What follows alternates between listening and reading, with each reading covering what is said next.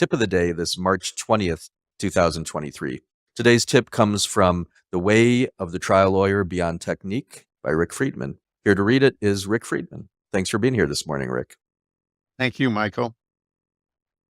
Jurors, and often judges, usually do what they feel is right and fair, not what they think is right and fair. Being able to tune in to what is going on with other people requires practice, at least for most of us trained as lawyers.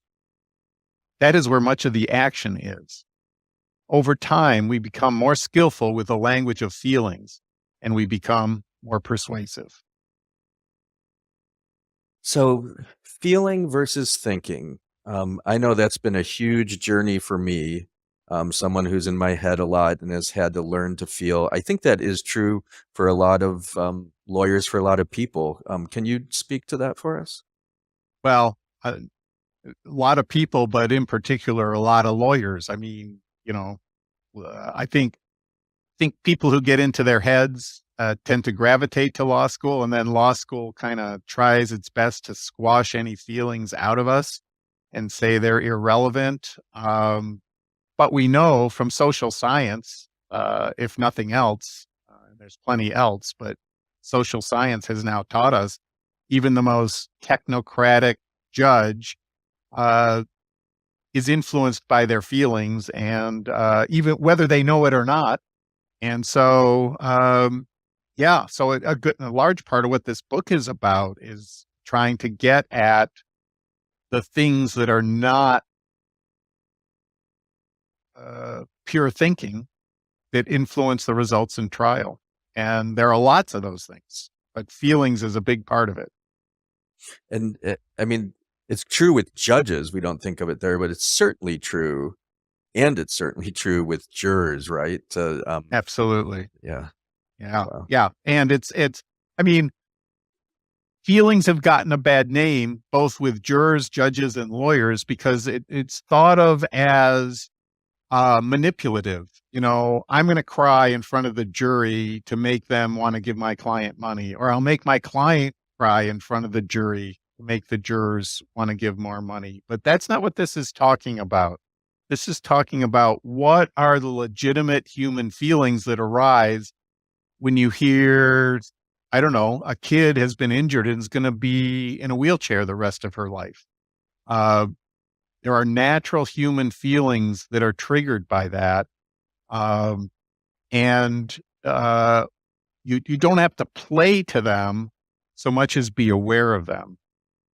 It's a complicated subject and it's hard to talk about, but that's what I'm trying to get at here. Yeah, I think it's very wise to talk about to bring the feelings, but you don't have to bring them in a way that is manipulative. You should never do that to like, oh, look at my poor client, but rather you can factually represent, here's a young girl who's going to be in a wheelchair the rest of her life, and have room for the feelings that will bring, right? Well, yeah, and be aware of your own feelings. I mean, if I change the hypothetical for a minute, let's say you've got a case where your client has been injured and is comatose, and she's going to be likely comatose the rest of her life, and it's going to cost, $10,000 a month to keep her alive at home and $5,000 a month to keep her alive at an assisted living center.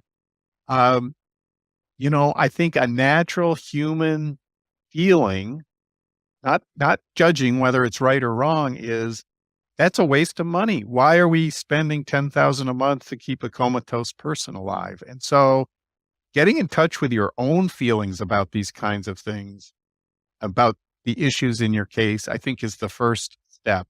And you can't connect with other people and the feelings they might have until you connect with your own feelings. So in that example, I know how I deal with it, and that would be just to say it to the jury. Like, I wonder, is it a waste of money? Should we only give the 5,000? That's the only way I know how to deal with it, but are there other ways, or how do you deal with it? Well, that one particularly troubled me. I had a case like that early in my career, and I found it very disturbing. And uh, the answer, well, so part of the answer is what you said. Part of the answer for me is what you said, just putting it out in the open. And I had all kinds of various arguments about why it was worth it. But the one I liked the best, in fact, I think it might be in this book, I can't remember, uh, was given to me by Bruce Brulette. He's a really good trial lawyer in California. And I saw a closing argument he did, and it had to do with um, as much as we like to receive love, it's important to us as humans to give love. And the mom wants her adult child in her home, even though she's comatose, so she can give her love. And who are we to say she's not entitled to do that? And the argument's longer than that, but that's the basic point. Wow, and And that's really a great example of being in touch with feelings and, your feelings and the client's feelings and just some common not common sense, but just human feelings. Yeah, yeah, and I, if I have just a minute, Michael, I mean, part of the difficulty of our jobs, I think, is we see so much carnage, and it's a human reaction to try to like shut the feelings down around it because it takes its toll. But that limits us as advocates. So I think what I'm trying to get at here and in the book is we open ourselves to this and have the courage and I don't know, just the patience to hold these uncomfortable feelings, it'll make us better advocates. absolutely. Thank you, for your tip today. Thank you for sharing your advice and wisdom.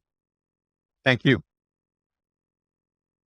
Let's now take a deep breath together, and as we do so, just be aware, be grateful to be alive today, this Monday.